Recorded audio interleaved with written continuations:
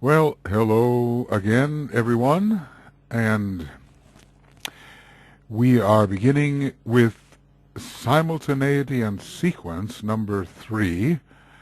It's still the 13th of February, just a little before this pre-full moon that I have to give shortly, so maybe this will be a little shorter program.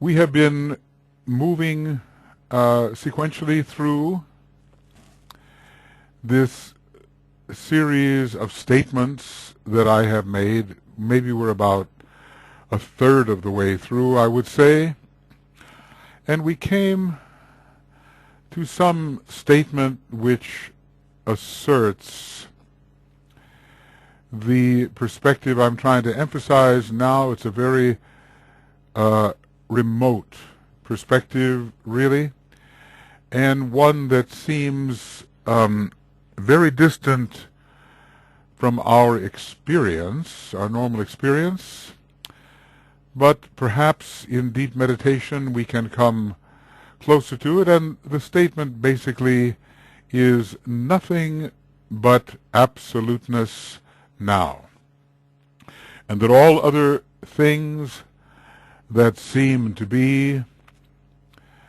are actual in illusion, as it were, but not ultimately real, except for the fact that even illusion can be nothing else but the real. But at least the illusion seems to veil reality from our consciousness unless we can somehow see our way through that and learn how to be faced with multiplicity and still experience only the one. The oneness overcomes the sense of multiplicity, but still we can handle the multiplicity. And then I think we would be coming close to that state that we call isolated unity. It is the state in which the masters find themselves. It is a state which does not deny their practicality whatsoever, but constantly reveals the great unity, and perhaps behind it the one great being who is all aspects of this harmonized unity. So we will now go on, and I'm continuing somewhat in the same vein, and I'm saying that next we will have perhaps a radical thought. Well, radical means going to the root, doesn't it? And maybe a number of these thoughts have been oriented towards the root of things. Actually, the root being is the boundless, immutable principle.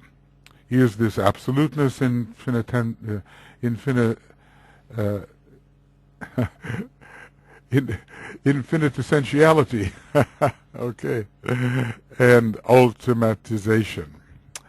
If you start to pronounce those syllables incorrectly, they won't let you go.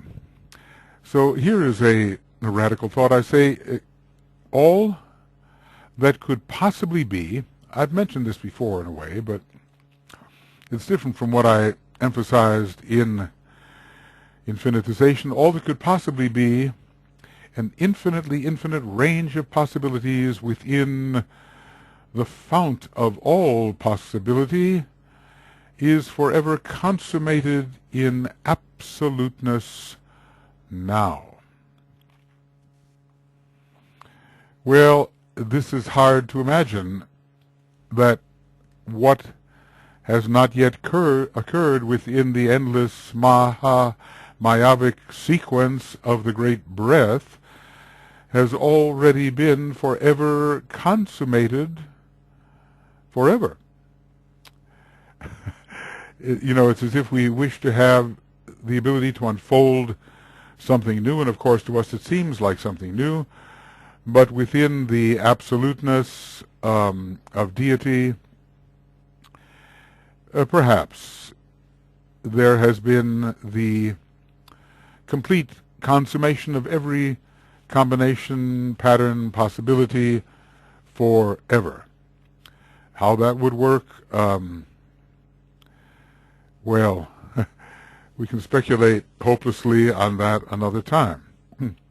So all of this is forever consummated in absoluteness now. And absoluteness is ultimatized perfection, now as forever, now as ever. Ultimatized perfection now, regardless of the seeming of things. No possibility can be excluded from absoluteness, infinite essentiality, ultimatization, or it, the absolute infinitude, would not be infinitely complete. It would still lack something. It would still have something to gain, and it would never be the infinity of all infinities. Its state would be less than a still greater possible state, and this is not allowed of the infinitely infinite. Well, you can see whether you accept the possibility of this speculation, this hypothesis. Okay. So indeed, it is maybe the most counterintuitive of the thoughts that I have offered here. I'll say it again. All that could possibly be an infinite range of possibilities within the fount of all possibility, another name for that, is forever consummated in absoluteness now. Is it an articulated consummation? Or is it just that the very essence of things contains all possibility without necessarily outpicturing in self-objectification all possibility? Absoluteness is ultimatized perfection, now as if it were forever, now as if it were ever. Absoluteness is ultimatized perfection, now as forever, now as ever, and no possibility can be excluded from absoluteness, infinite essentiality, ultimatization. It is utterly, in this sense, beyond good and evil.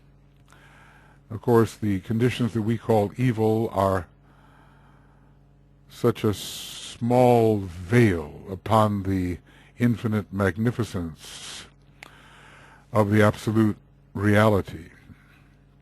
They seem horrible enough in our context, but I think are completely dwarfed by the infinite creativity of the ultimate one.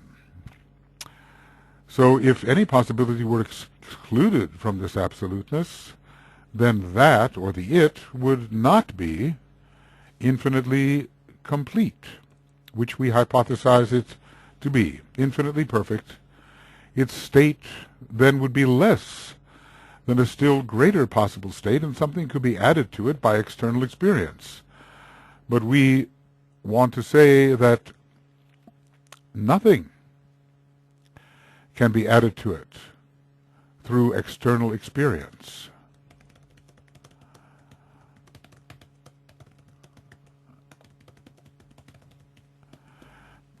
And of course, this runs counter to the way we think of our own growth as always becoming greater and greater. Well, of course, we have so much apparent time in cosmos that we can entertain that, and to a great extent, whatever we are will always seem to become greater and greater until we discover all along that we have been the universal logos. And that universal logos is a special case of that.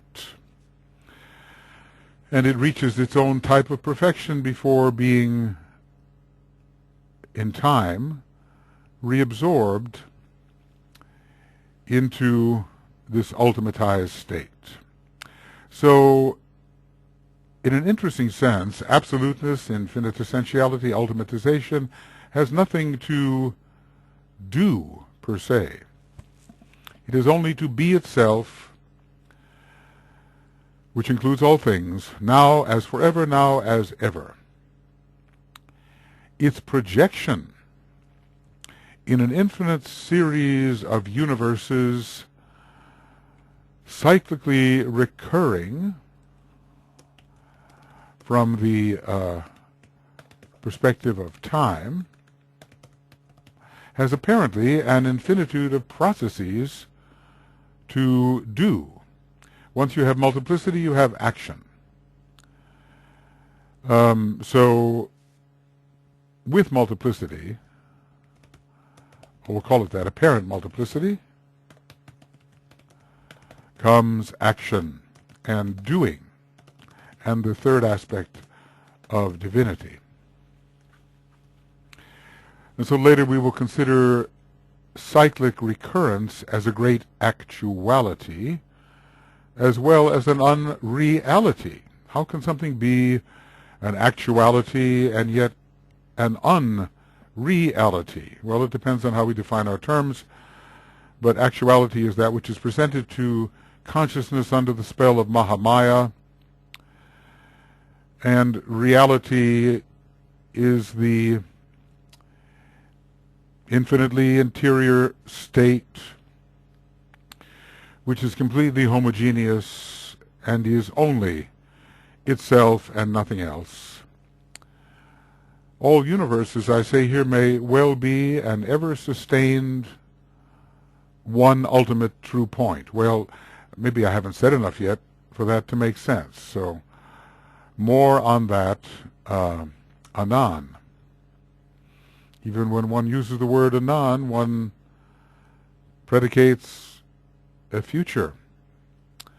I certainly we have to live as if time and space were realities. We have to improve this illusion of time and space until it reaches the intended design. But also while we're doing that, the presence of the ever homogeneous one should be hintingly present to our apprehension, so that we realize that all movement is less than the immovable reality.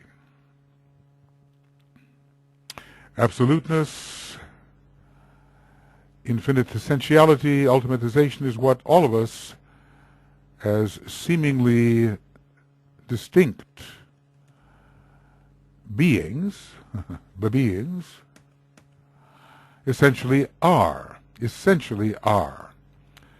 What are we essentially? This is what we are. Whatever words we want to use for it. I think maybe the Buddha simplified it. He just called it suchness. There was no way to predicate anything of it. Thatness, suchness, that. The essential. This is what we are. All of the us. And when we look at something that seems to have distinctness and difference, we have to learn how to convert it into the one essential substance. So when we look at anything distinct, we have to learn to convert it into the one essential substratum. Well, of course, we don't need to convert it at all. It's just an operation in consciousness. We have to learn how to see it as that. And that would be a great exercise, of course, to look at the amazing variety presented to our consciousness and somehow force whatever presentation it may be to undergo a radical conversion into essential substance, the essential substratum. Sometimes when I want to do that, I practice it, I just use the word same, until the feeling comes to me. In my heart, mostly, at least the heart seems to be involved, it seems to catch the sameness of all things and to dissolve all things into sameness. That doesn't mean you can't deal with them as if they were distinct, but it allows you to begin to sense the overpowering homogeneity of essential substance. That's what it can do, and that's what we have to practice. So if we realize this will call for a radical change in our method of identification. We're trying to learn identification, which DK tells us is realization plus esoteric experience plus absorption into the whole. And so sometimes identification is a negative, like when we're identified with form, as if it were something real in itself and distinct. But to be identified with the substratum negates the self-reality of form and allows us to detach from that apparency,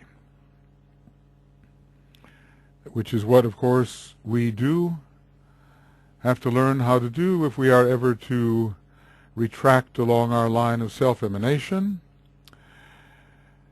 and dwell within the realization of the One, to be the One. That, of course, is the great returning reward.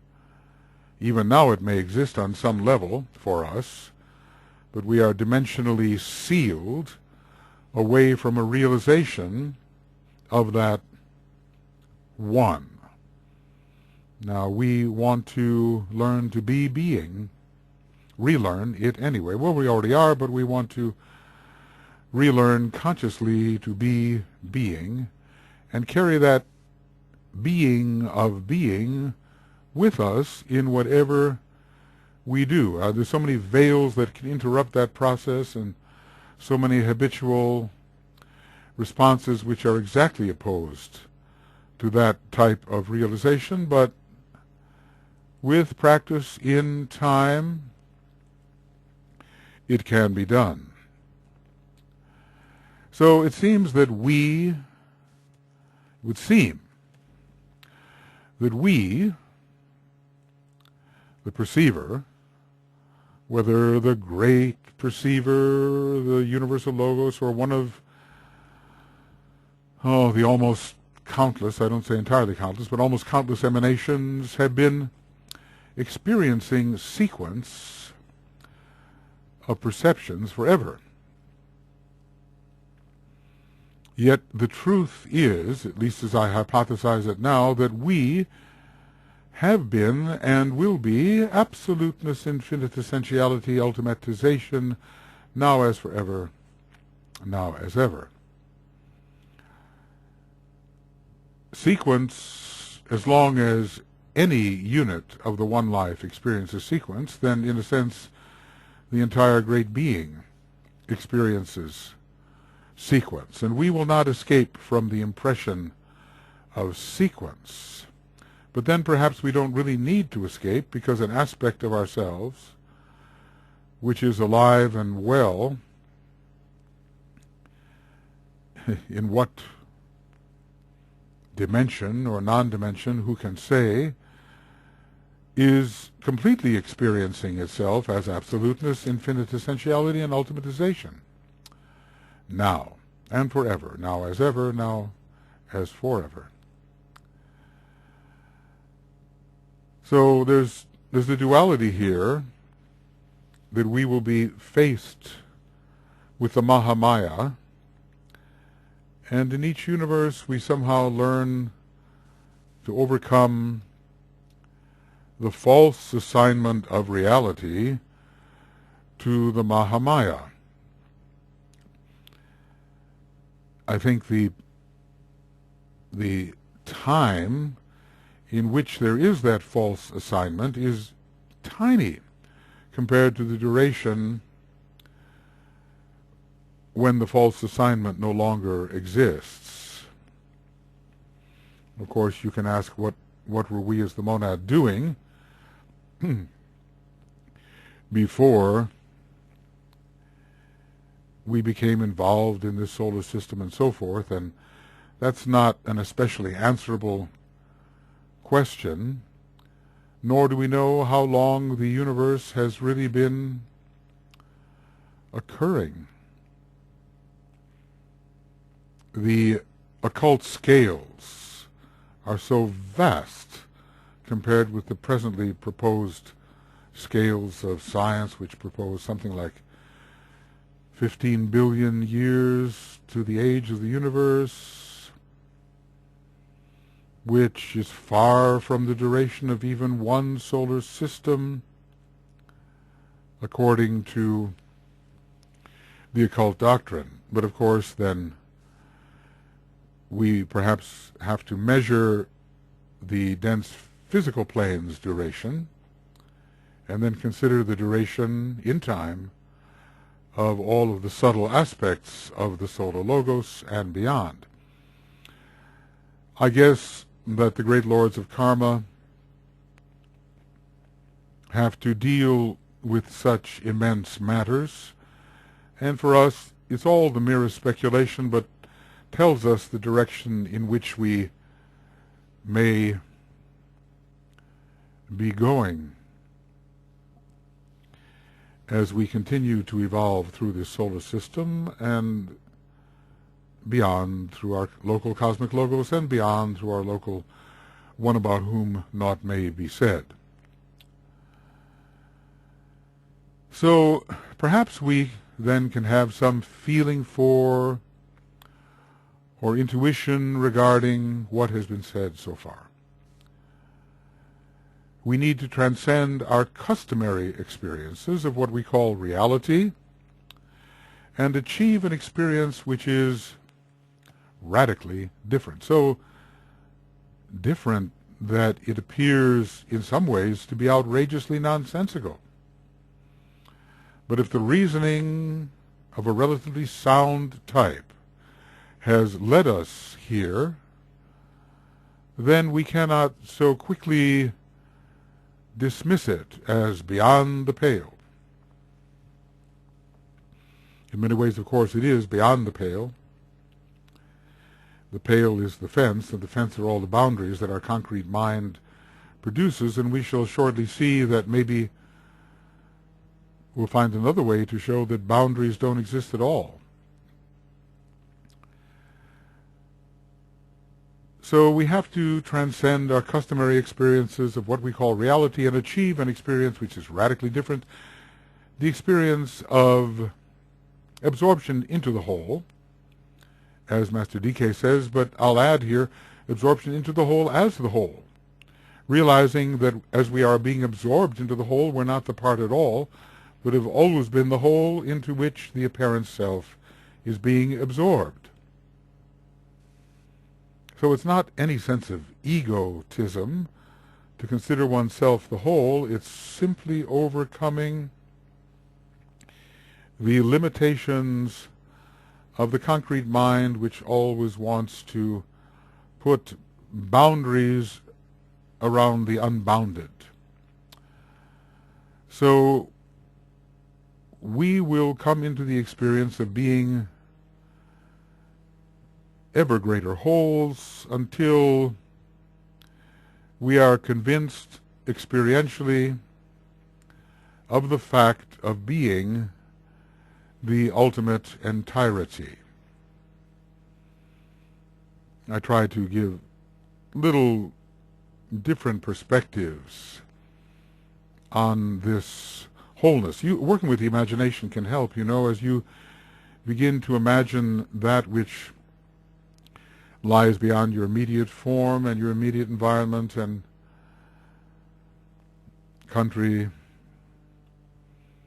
planet, solar system, beyond and beyond and beyond, and attempt to realize identicality in essence with whatever grand scope you may imagine, a feeling of cosmification comes over you in a way, a sense or feeling of cosmification impresses itself upon consciousness. Cosmification. So the imagination can be used to grasp not only the existence of ever greater wholes, but one's identification as them, identicality with them.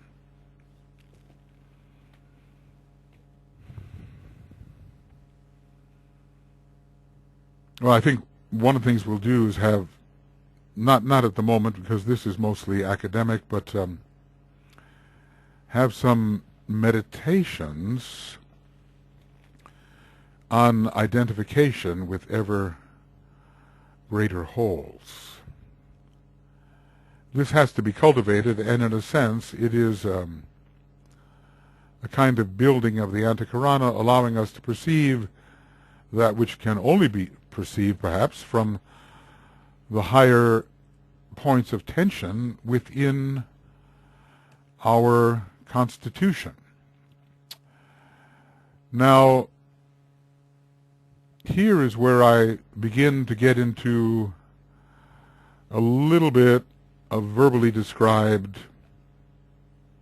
mathematics, mostly of the relating to indeterminate forms.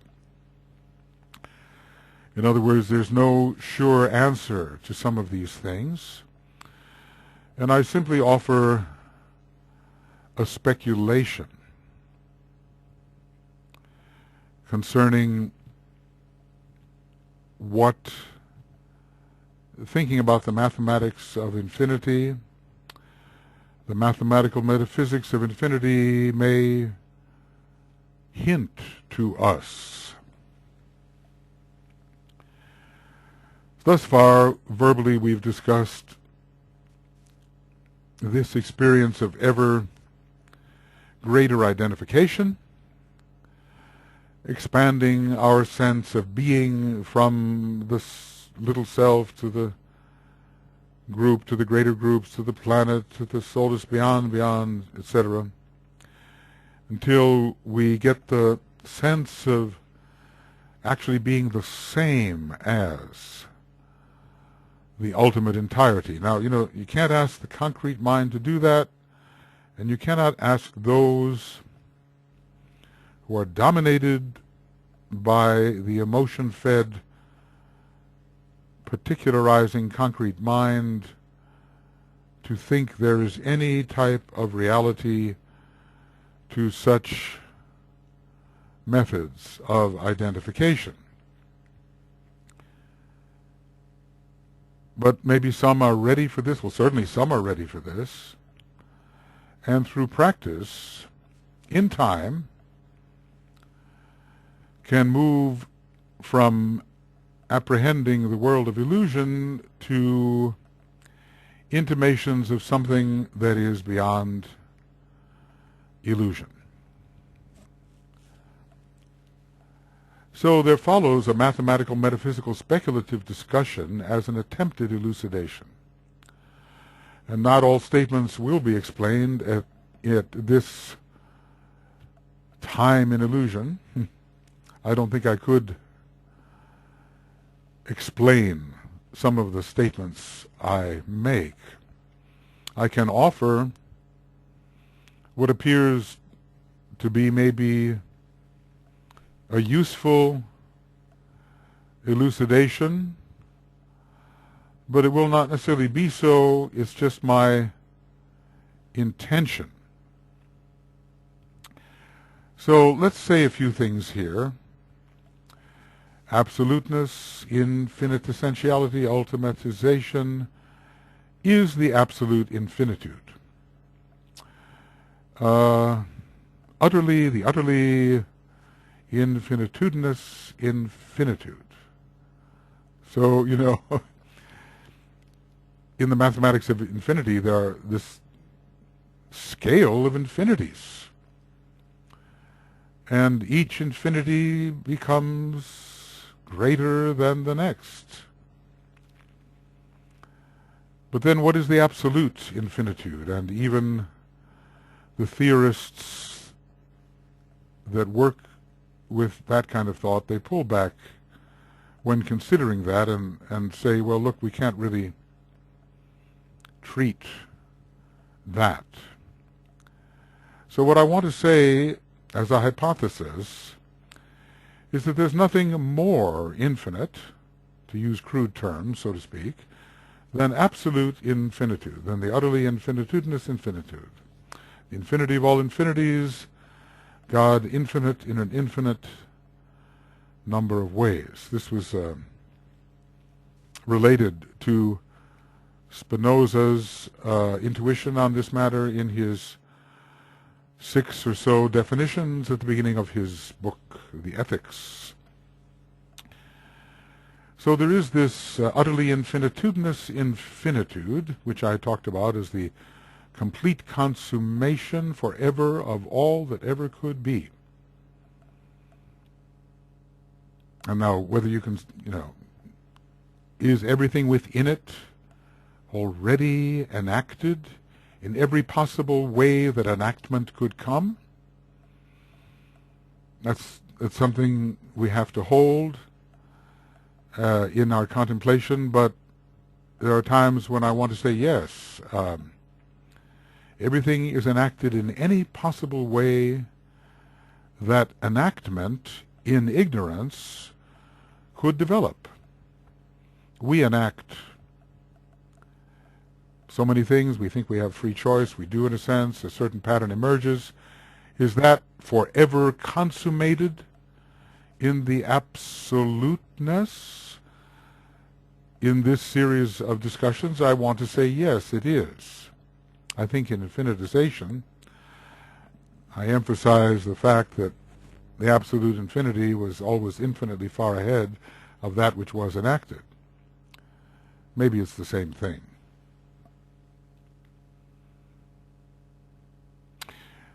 So we have to get this concept of the utterly infinitudinous infinitude.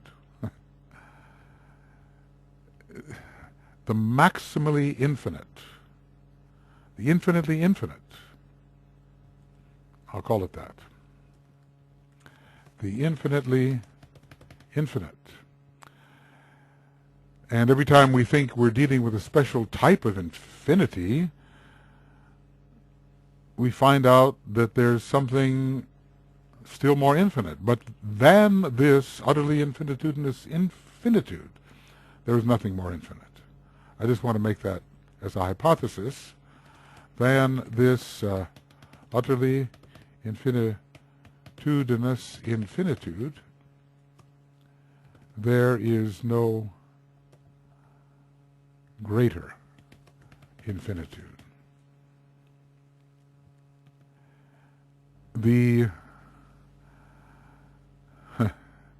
Well, it staggers the mind, of course, because our mind wants to put boundaries on things, but we come right back to the first principle of the secret doctrine, the boundless, immutable principle.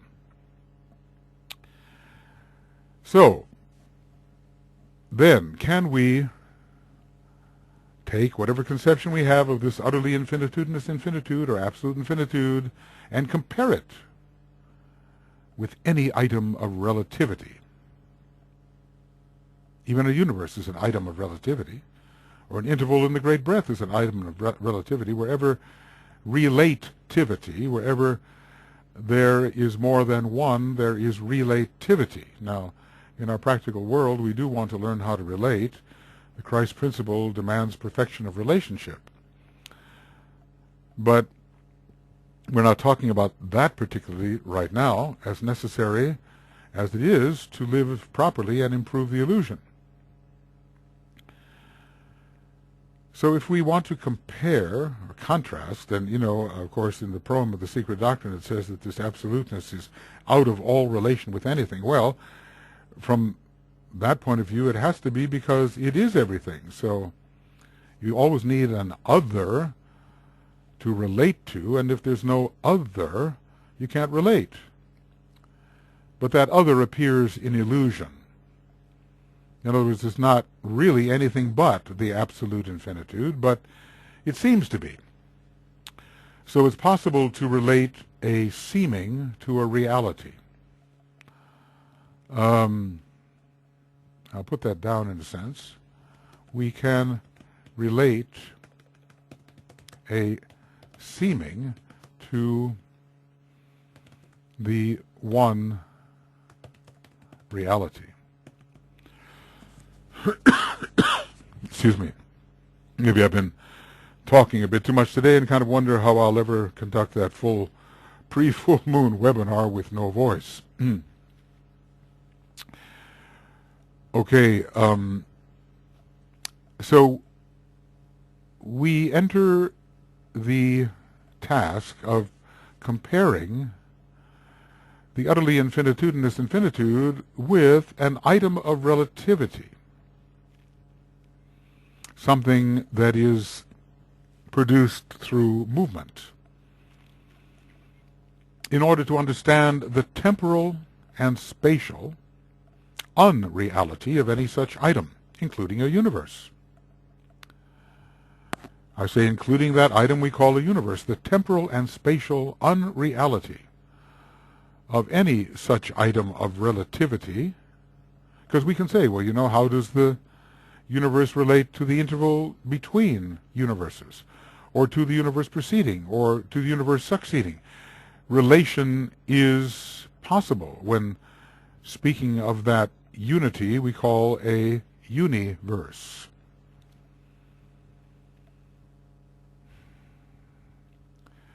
So, we'll do the unthinkable thing of somehow comparing the item of relativity to absolute infinitude.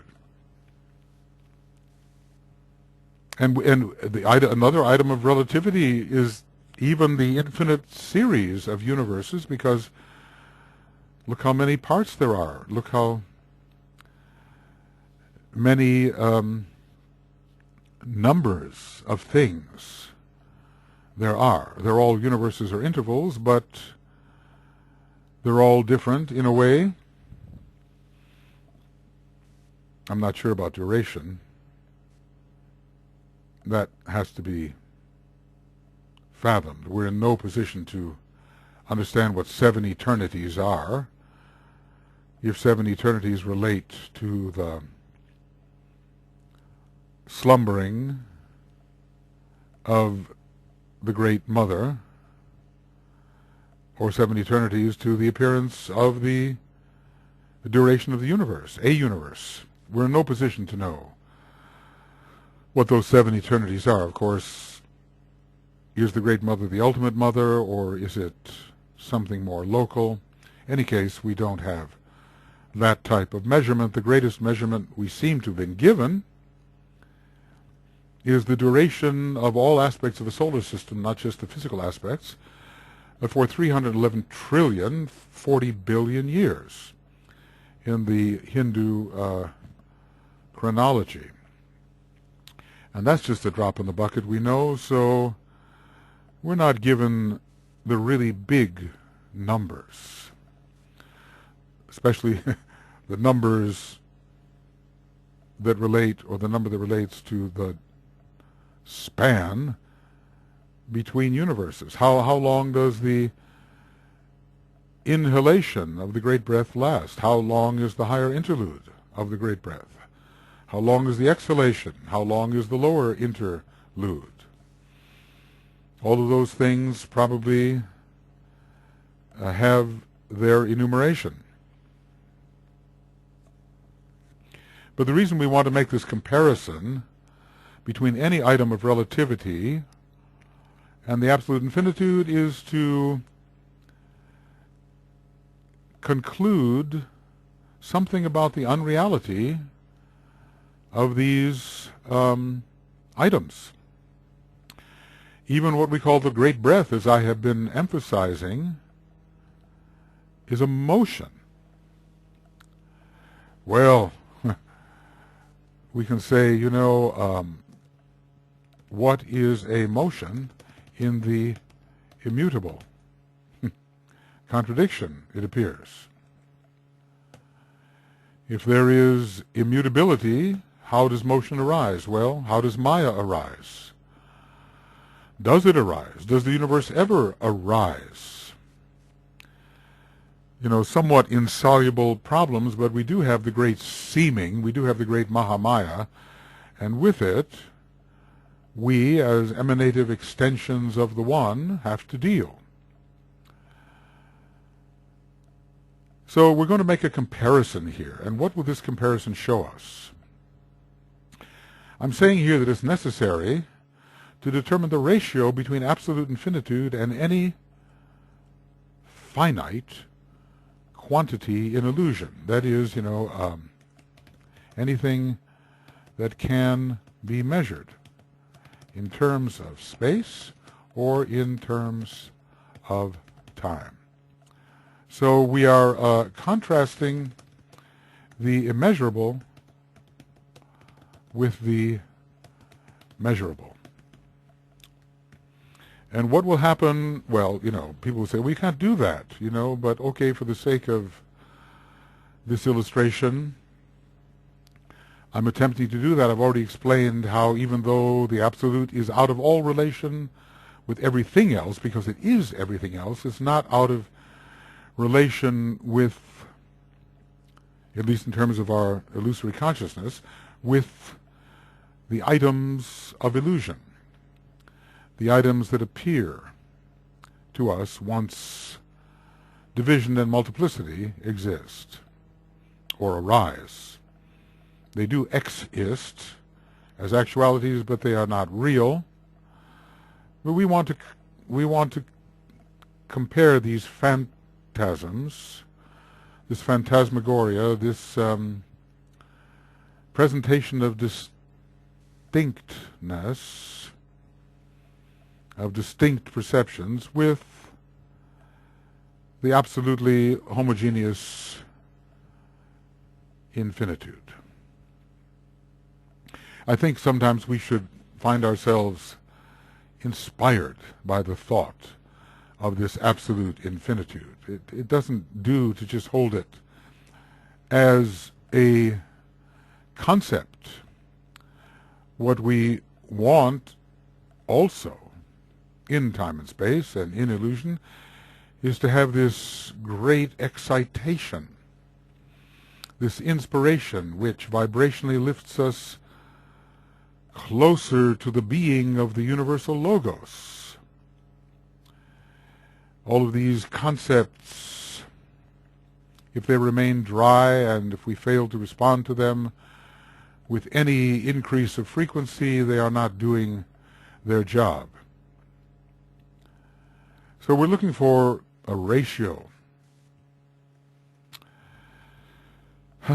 Well, and of course it will be a ratio which is not like other ratios, and it will lead to a certain kind of ambiguity or indeterminacy, and I'm just suggesting one result that it could lead to. And here, I suppose, my mathematical friends will say, "Oh, you've stepped over the boundary now." Well, I think I've always stepped over the boundary. Dealing with the subject of infinitude, you're always stepping over the boundary. So we'll see whether this holds some possibility. When any apparent quantity, as all quantities are only apparent, the greatest of all, the absolute infinitude, is not a quantity, it's immeasurable. Hence, it's not the Mahamaya. The Mahamaya is measurable. Measurability characterizes all the appearances within it. But the great absolute infinitude is not measurable and has no quantity. Within the Mahamaya there is quantity, which is always apparent, because anything in illusion is an apparency, is apparent. So when any apparent quantity, whether of time or of space, is compared to absolute infinitude, and we're allowing ourselves to imagine we can do this, that is, as it were, divided by absolute infinitude, the quotient is ever the result of the division is ever what I call the ultimate infinitesimal. That's the first time I'm introducing that concept, at least in this series of papers, introducing this term, the ultimate infinitesimal, a so-called quantity which is not zero, because then it would be nothing, and yet is smaller than any possible quantity. We assume that all quantity is measurable. So this ultimate infinitesimal is always smaller. We have a process of ever lessening, ever lessening. If we freeze this process of ever lessenings at any point, we have a quantity which is not the ultimate infinitesimal. So it converges upon zero, but I say it never becomes zero. I say it becomes something else. Anyway, this may be an era of speculative mathematics in which differing conclusions vie for acceptance. So my speculative hypothesis is based upon a mixture of metaphysics and mathematics. I relate such speculations to what I call,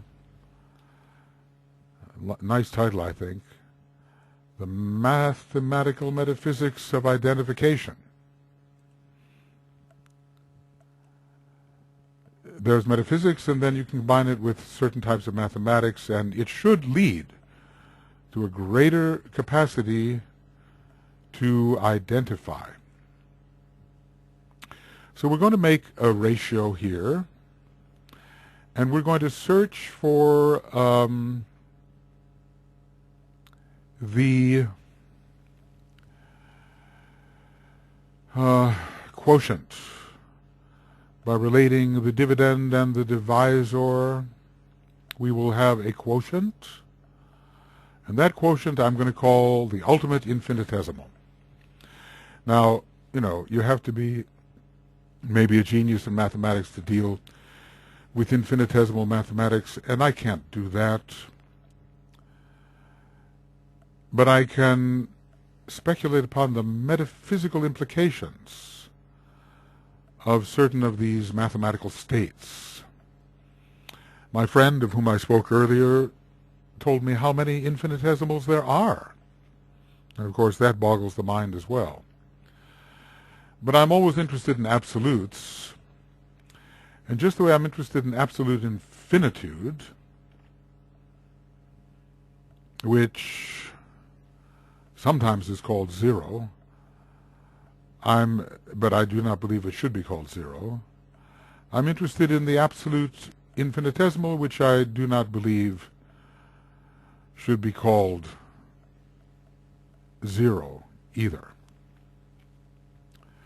So this ultimate infinitesimal, I'm calling it a so-called quantity which is not zero and yet is smaller than any possible quantity, ever smaller. And of course, we can go on forever subdividing. So what is this ultimate infinitesimal? So subdivision is continuous and converges upon zero. But I'm not saying that the ultimate infinitesimal is zero. I'm considering it something other than that which is the nearest thing to nothing, and yet is not nothing.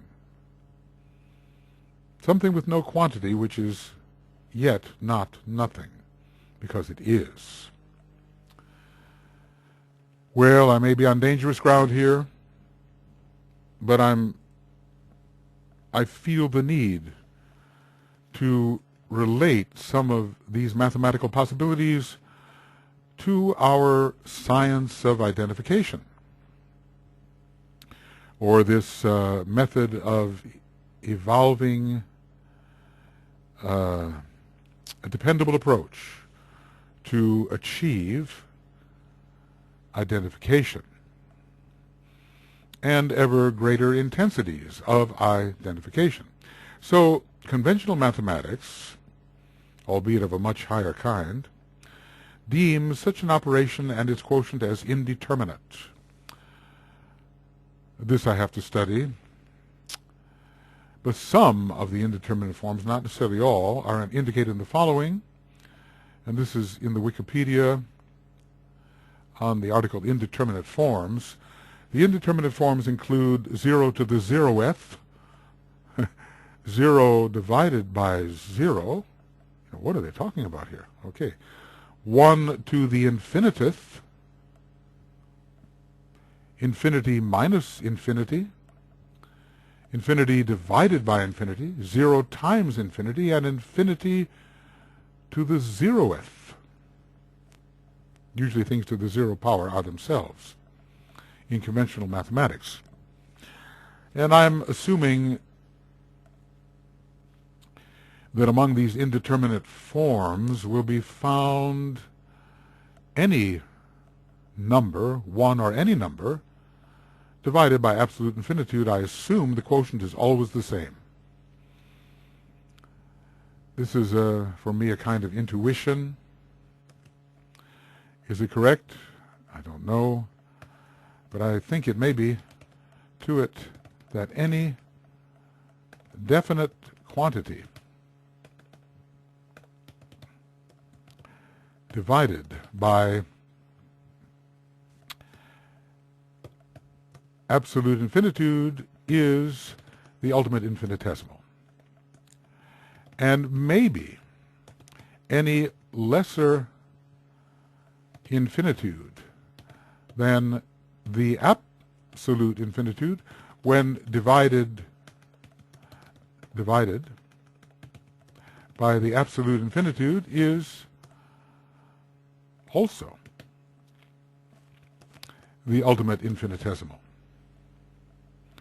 Now that is a really, I think, radical statement, because if you look at the mathematics of infinity, there are all kinds of infinitudes, but every one of them is lesser than the absolute infinitude. There are some amazing representations of the varieties of infinitudes, and they just seem to increase and increase. But I am proposing that any lesser infinitude, when divided by absolute infinitude, yields the ultimate infinitesimal. Shall I call it the absolute infinitesimal? I know this is not infinitesimal mathematics as is followed by highly learned individuals with years and years of mathematical experience. But you see, I'm after the metaphysics of this, and really what I'm trying to do is move towards the definition of a point. See, we really haven't come up yet with what a point is, nor have we added points or an infinitude of points. We've mentioned this a little bit, but some of this mathematical speculation may lead us to what a point may be. So I call any specifiable, potentially measurable quantity a finite perceivable. All things really are perceivables. I believe that to be is to be perceived, which is, I suppose, a dictum of the idealistic philosophers. But I don't stay with that method of thinking entirely, but I do believe things are self-perceptions. The perceptions of a universal logos. That's what things are. And maybe a universe is a self-perception, a lessening self-perception of that. I've dealt with this in infinitization. So any universe, too, is a finite perceivable. It's infinite only in the sense that everything is the infinite, so that even an illusory thing must be essentially the infinite. But in terms of how it appears, it's a finite perceivable. But absoluteness, infinitessentiality, ultimatization, as the utterly infinitudinous infinitude, is not a finite perceivable. Every time you perceive something, you enumerate it. So I think that's correct. All perception enumerates. When you behold something in its entirety, it becomes a number one. Something beheld in entirety becomes a one. What we're calling here, this absoluteness, cannot be beheld in entirety. It can only be being. Well, I don't have words for it. You can only be it. You can't see it, you can't perceive it. So we might say that perception finitizes. Well, every specific quantity in illusion and all quantities are finite perceivables. They are, in their illusory state, appearing to be fundamentally different than that from which they came, that out of which they arose. Every finite quantity in illusion, just take any quantity that you're sure of, and it's a quantity in illusion, whether a quantity of time or of space, is a specifiable and apparently measurable, or measurable in apparency, or measurable in illusion. The absolute infinitude or utterly infinitudinous infinitude is always immeasurable. And interestingly, as I've said, one of the meanings of Maya is that which can be measured.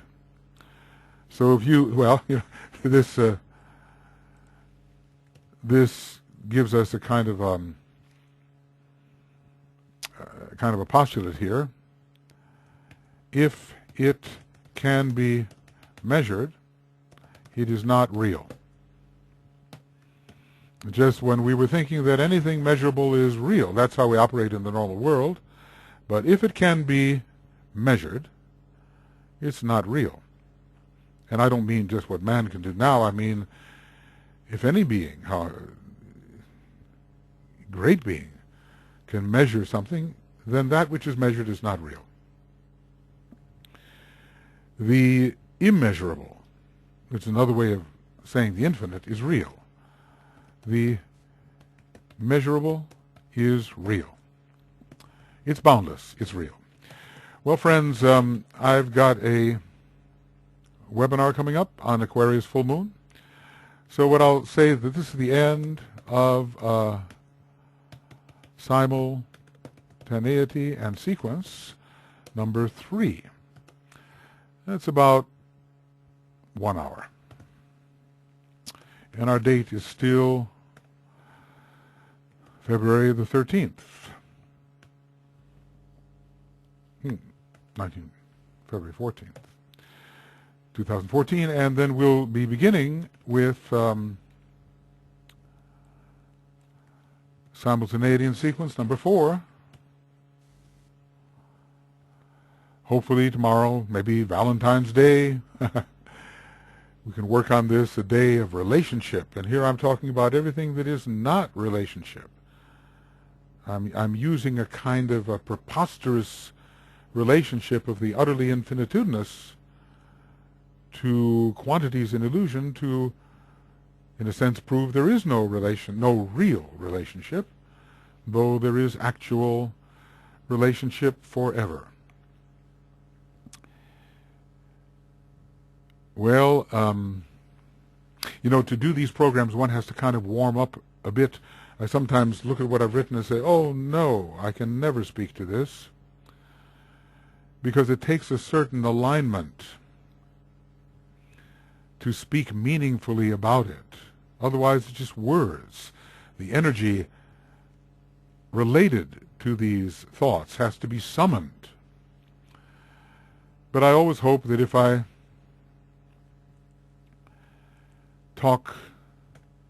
start talking, third-rate dictum, if the mouth is in motion, the thoughts will follow.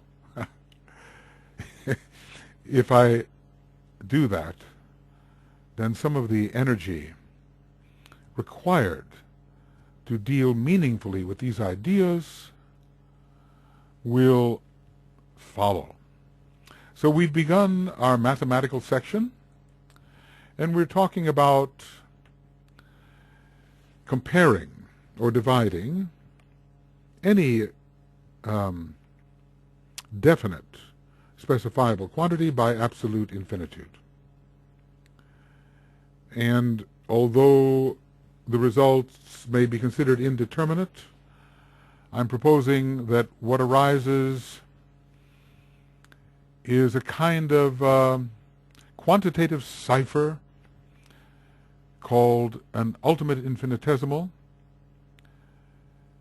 which, though it has no dimension and no possibility of measuring it, still exists. That's going to be the key.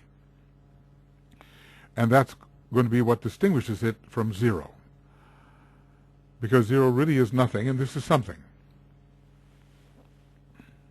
I'm simply talking about zero at the low end of zero, and not the kind of zero that is sometimes attributed to be the identity of the absolute infinitude. Well, I hate to give it up. I hate to stop with it, but it's necessary to get the mind into a different place in order to deal with these actual energies of the zodiacal constellations which are making themselves present at this time on our planet and in this very actual illusory state. So hopefully I can come back tomorrow and finish a bit of this. I think we're more than 1/3 through. And now that some of the foundational concepts are laid down, it may be possible to go a little faster, but as you can see, I'm dilating upon these things, trying to nest them in a context where they will be less formidable and seem more familiar, more approachable. They will seem to be concepts that we can deal with meaningfully in relation, eventually, to our everyday life. As I said, I will speak in ordinary terms, colloquial terms, but try to use those terms sometimes in a different way to indicate things that are not normally conceptualized and certainly not normally perceived. Okay? We'll see you. We'll be you. See you before long. Be you always.